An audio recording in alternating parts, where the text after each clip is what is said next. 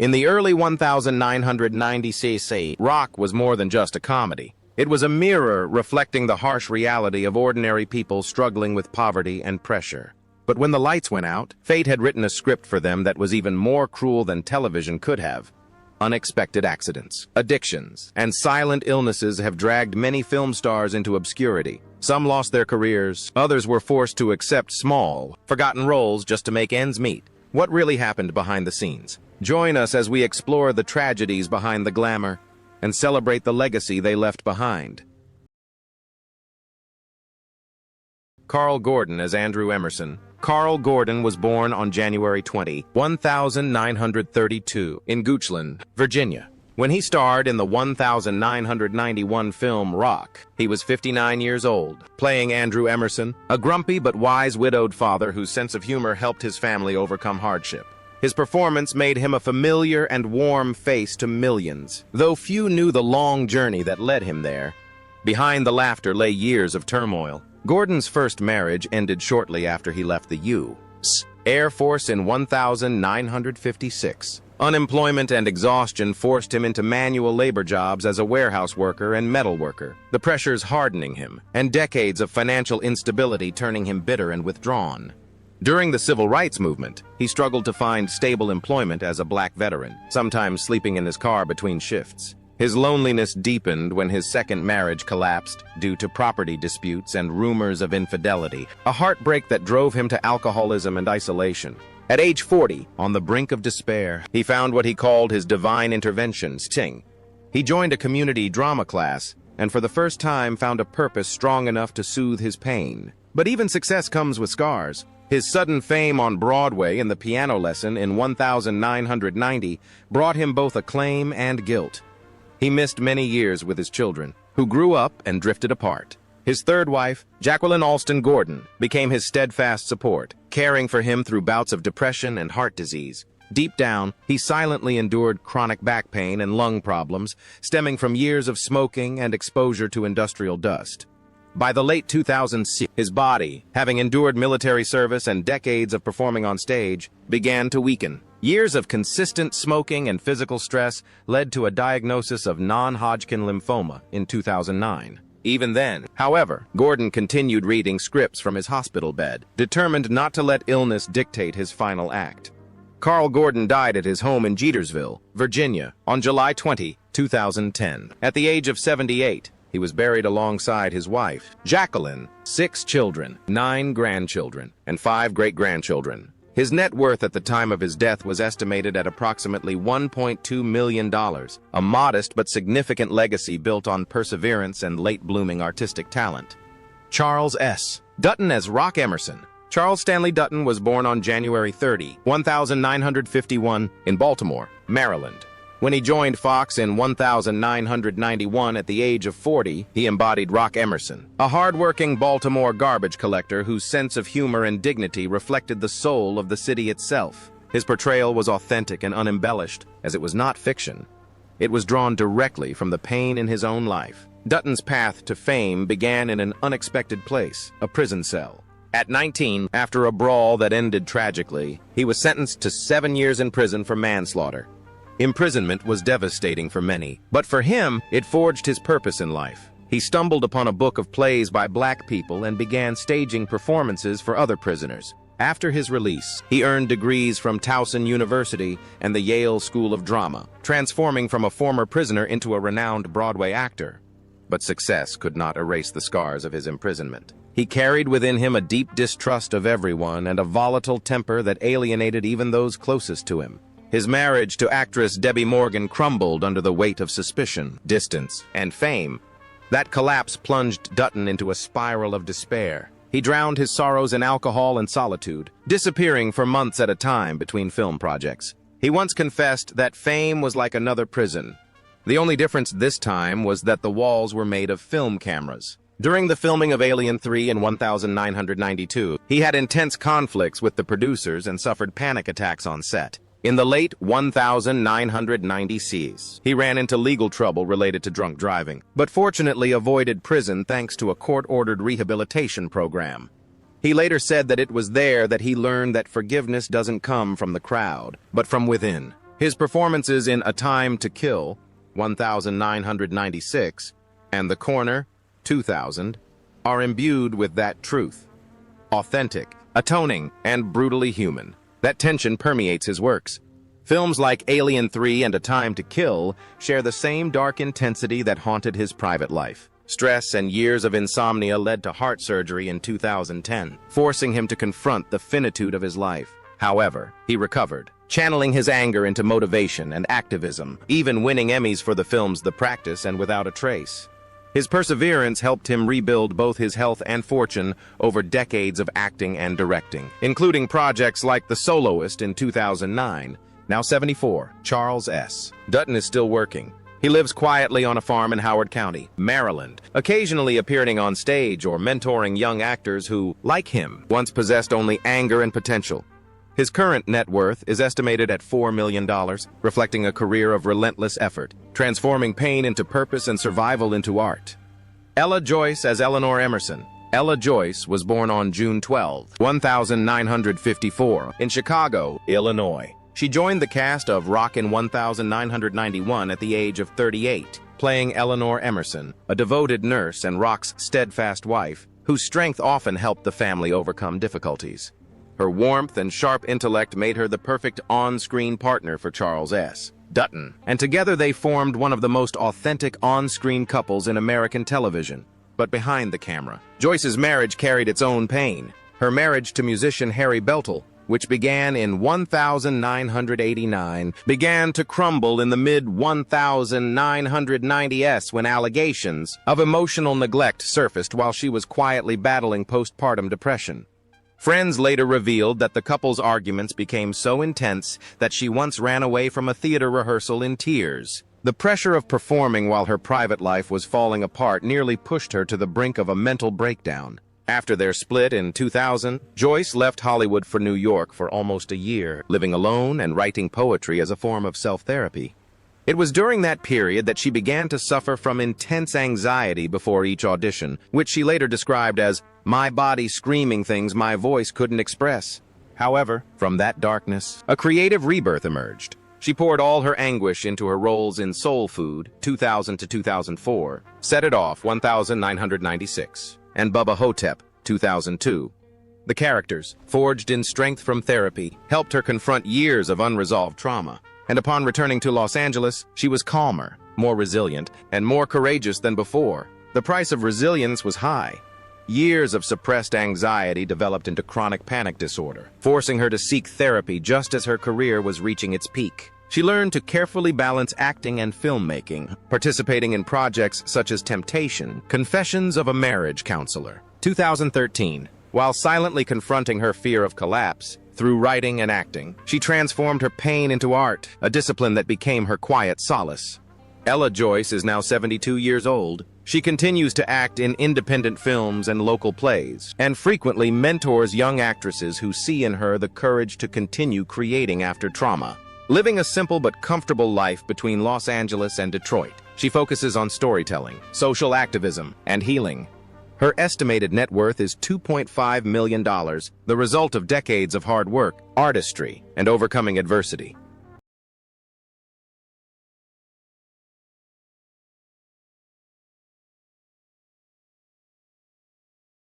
Hugh Dane Chung Vai Fred.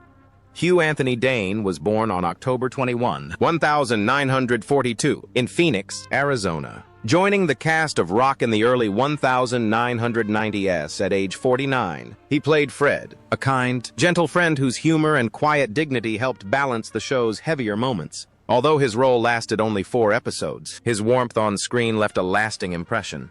But behind the camera lens, his life was shrouded in suffering and silence. His first marriage to Donna Dane in the 1966 began with the promise of youth but crumbled under the weight of military service. Long periods of separation and the traumas of his time in the Army left emotional scars that neither could heal. When he remarried in the 1980s, Gail Marie Brown, Mullen brought light back into his life, until her sudden death in the 1990s shattered that hope. The loss plunged him into despair. Alcohol became both his solace and his curse. In the late 1990s, Dane had almost given up. His acting agent stopped calling, and he lived in a small Los Angeles apartment, making a living with small cameo appearances on shows like Boy Meets World and Sister. But acting, which he had once considered his job, became his lifeline through his struggles. Landing the role of Hank in The Office not only revived his career, but also gave him a sense of purpose. Then, in 2017, Dane faced his final and most devastating challenge: Stage 4 pancreatic cancer. He kept the diagnosis private, rejecting pity. Even as chemotherapy weakened his body, he continued to audition, telling friends he wanted to die while doing something that made him feel alive. As his health deteriorated, he whispered to a friend, "Tell them I've come further than I thought." On May 16, 2018, in Los Angeles, Hugh Dane passed away at the age of 75. His estimated net worth at the time of his death was $900,000, earned through decades of humble and persistent hard work. A modest fortune for a man whose true wealth was measured by quiet kindness, perseverance, and dignity. Alexis Fields Jungvai Sheila Hendricks. Alexis Fields was born on March 1, 1982, in California. When she appeared in the 1994 film ROC as Sheila Hendricks, she was only 12 years old, the youngest member of the cast, playing a sweet, curious girl next door who often brought humor and innocence to the film's heavier, more mature themes. Behind her radiant smile, Alexis faced the heavy burden of her legacy. As a child actress surrounded by seasoned artists, she carried the burden of perfection. Her teachers recalled her silently weeping between scenes, afraid of disappointing her mother or being compared to Kim. By the end of her teenage years, the constant pressure to live up to her family's fame had left invisible scars.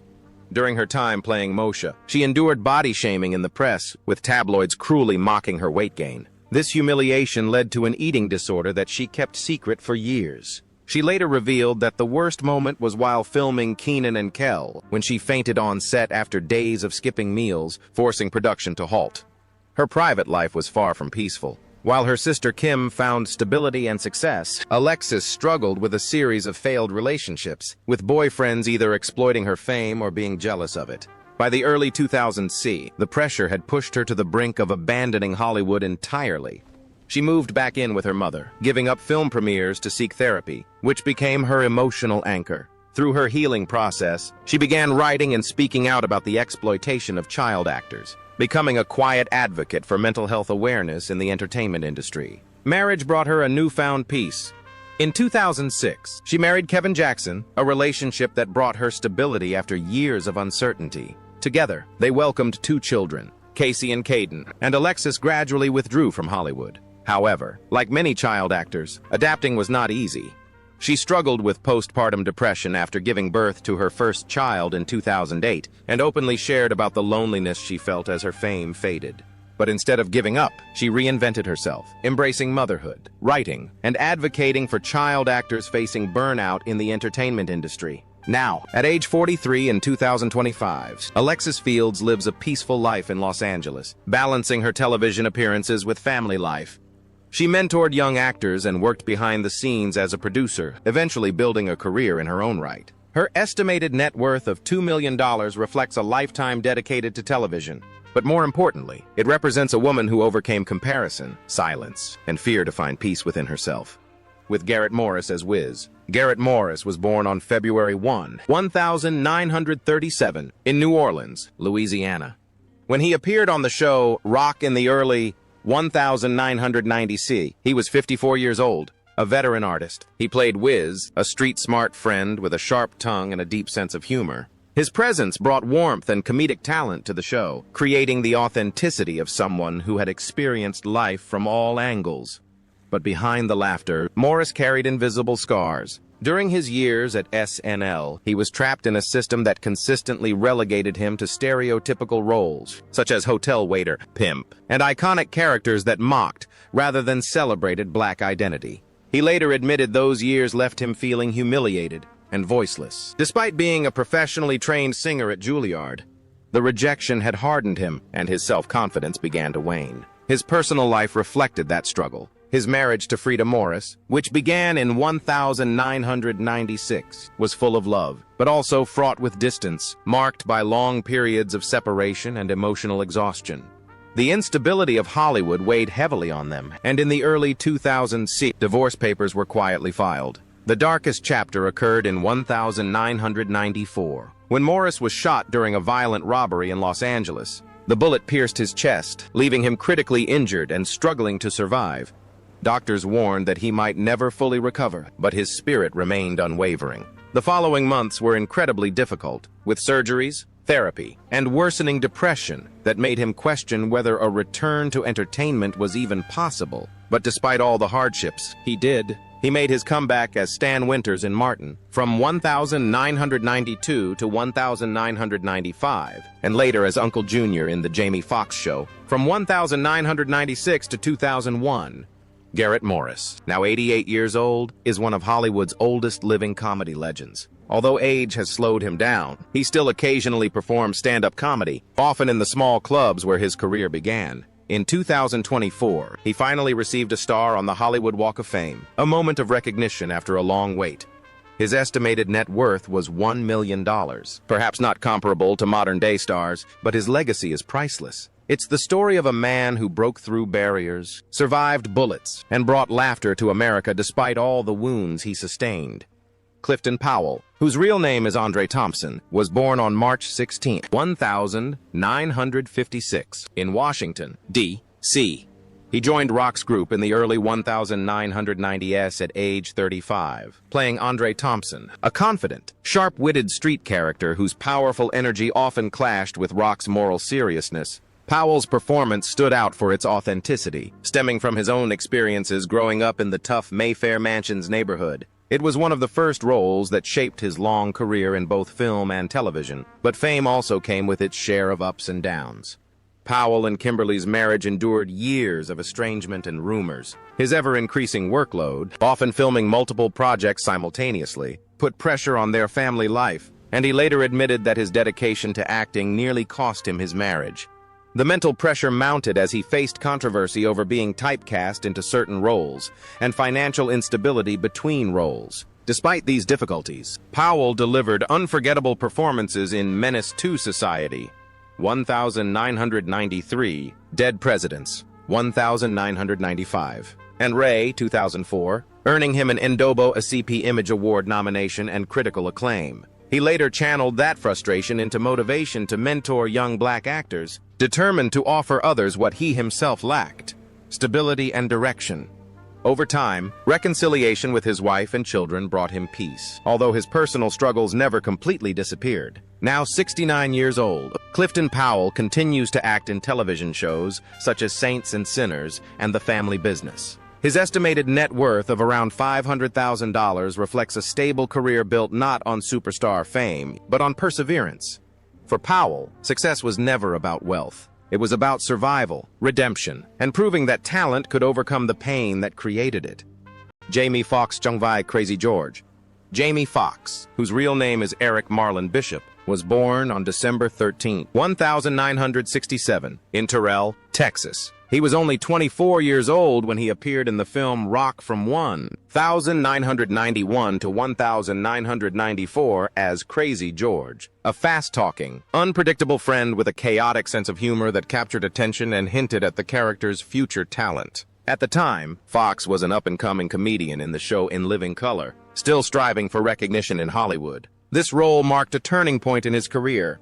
But behind the fame, Fox's personal life was shrouded in inner turmoil and conflict. His relationships, including his long-term and secret affair with actress Katie Holmes, were marked by distance and public scrutiny. He then carried within him a quiet guilt and exhaustion stemming from decades of overwork and emotional repression. Despite his charismatic appearance, Fox often admitted in interviews that success had isolated him, making him wary of trust, especially after lawsuits, rumors, and betrayals in the industry. The fallout came in 2023. While filming a new project, Fox suddenly lost consciousness, suffering a brain hemorrhage that led to a stroke that nearly cost him his life. For weeks, tabloids speculated, and rumors of his death spread online. But the truth was far more grim. Fox couldn't walk, speak clearly, or even recognize himself in the mirror. Months later, he spent time at a rehabilitation center in Chicago, where he relearned the simplest things: walking, smiling, remembering lines, In a 2024 Netflix special, he described the experience with tears streaming down his face. "I saw death, but it wasn't ready to accept me." He has been candid about his fears, saying that surviving a stroke taught him to slow down, love more deeply, and thank God every morning. Now, at 57, Jamie Foxx is one of Hollywood's most successful survivors, an Oscar, Grammy, and Golden Globe winner who continues to act, direct, and produce films. He lives a peaceful life in California, close to his two daughters, Corinne and Annalise, focusing on health, family, and faith after years of turmoil. His estimated net worth of $170 million not only reflects decades of spectacular success in film, music, and television, but also demonstrates the resilience of a man who has faced death, loss, and scandal, and yet found his way back to life. Rocky Carroll as Joey Emerson. Rocky Carroll was born on July 8, 1963, in Cincinnati, Ohio. At age 28, he joined ROC from 1991 to 1994, playing Joey Emerson, ROC's ambitious younger brother, an eloquent and sometimes mischievous jazz musician whose dreams often clashed with his brother's realism. Joey's natural charm and honed acting depth made him one of the show's most multifaceted characters, reflecting both talent and inner turmoil. In real life, Carroll's calm exterior masked years of quiet weariness. After his marriage to architect Adasa Del Val in 1996, their love was tested by distance, with him filming for months in Los Angeles while she remained in New York. The pressure intensified as he rose to fame with his role in NCIS, forcing him to choose between fatherhood and career. In 2010, tabloids hinted at a divorce after Adasa was photographed alone at a charity gala. Carroll later admitted in a 2014 interview that he had nearly lost everything during that time. The couple had a heated argument over custody of their daughter Alyssa, and the tension drove him into depression and insomnia. For months, he lived in a hotel near the film set, burying himself in work to forget the pain until he received psychological treatment. During a strenuous action scene in 2012, Carroll suffered a serious back injury after a fall, leaving him bedridden for weeks. It was a turning point. The pain, both physical and mental, forced him to slow down. He began meditating and turned to directing, saying it helped him gain control in an industry that thrives on chaos. That change also helped mend his marriage. By 2015, he and Adasa had reconciled through marriage counseling and began spending summers together in Martha's Vineyard, away from the hustle and bustle of Hollywood. Today, at 62, Rocky Carroll remains a familiar face on American television, directing Leon Vance in NCIS and occasionally directing episodes himself.